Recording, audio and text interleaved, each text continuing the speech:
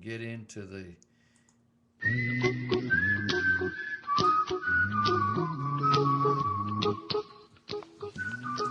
Hi, I'm Warren Sprouse. I'm host of the Bible Forum every Sunday night, 8 to 10 p.m., right here on the BibleForum.net. Tonight, this is June 21, I think it is, and I wanted to share my thoughts relative to the passing of Elizabeth Elliot.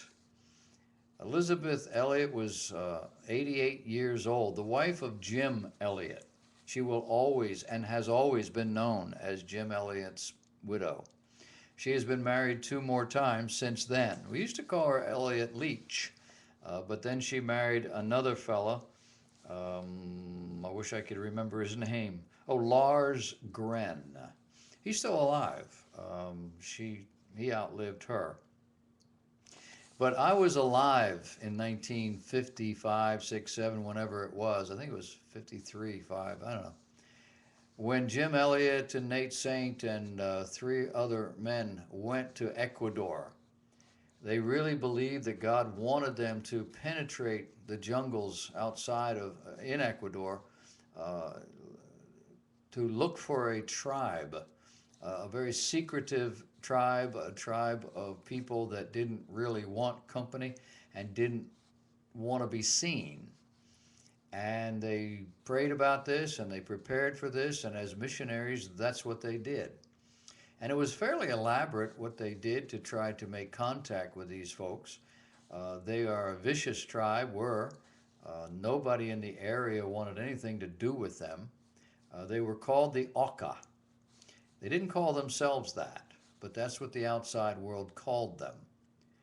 And one of the things that they were doing, aside from leaving food and other kinds of things, is that Nate, being a pilot, was flying over the jungle where they were suspected of being, and they were dropping leaflets.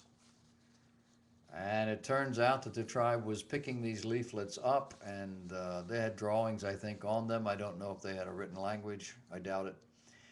But there were things that, to try to break the barrier there and be able to talk to these people. Unbeknownst to them, the Auca, excuse me, had created a whole mythology about this bird in the sky that was dropping these things. And I can't remember now what exactly they felt or believed about it.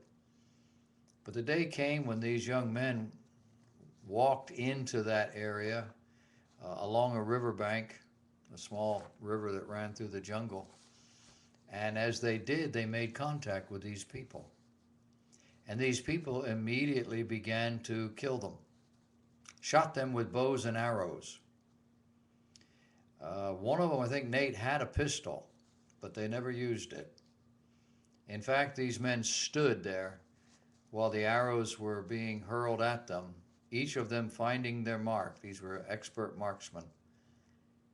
And they were pulling the arrows out and breaking them until they finally fell down dead. It was a big news item, a front page on, I think it was Life magazine or Look, I think it was Life. It was just horrendous. We just didn't think in these terms. The long and the short of it was that Elizabeth Elliot and Nate Saint's sister went in there, Rachel, went back to these people.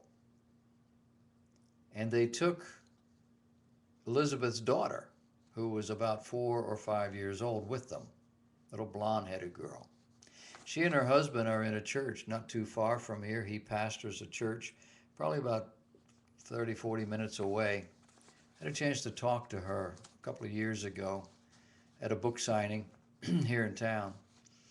Very interesting woman. But they spent several years with this tribe.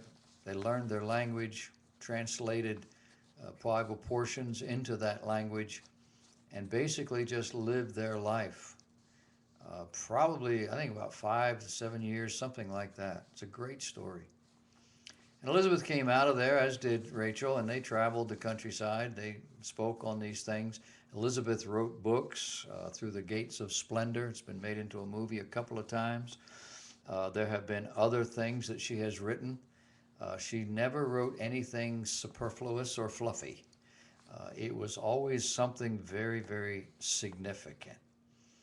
She wrote of her time with these folks, these Auca, in a book entitled The Savage, My Kinsman. A very moving story. The movie was entitled End of the Spear, but the book was something entirely different. She married Addison Leach, Dr. Leach, professor of philosophy and religion, who died in about 4 or 5 years after they were married. He, according to her, went through a horrendous process in dying, and it was so painful for her to watch. After that, she went on to marry Lars Gren, and he outlived her.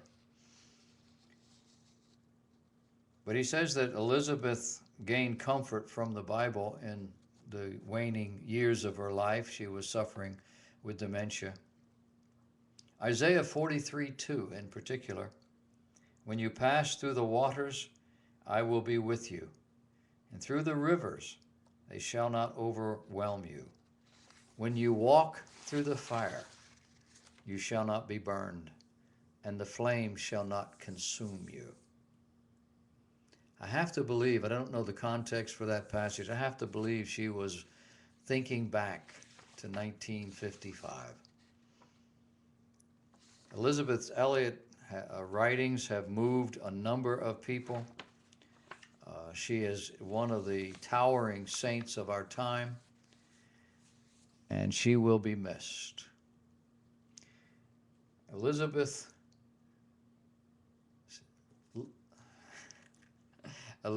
Elliot Leach Gren with the Lord in 2015.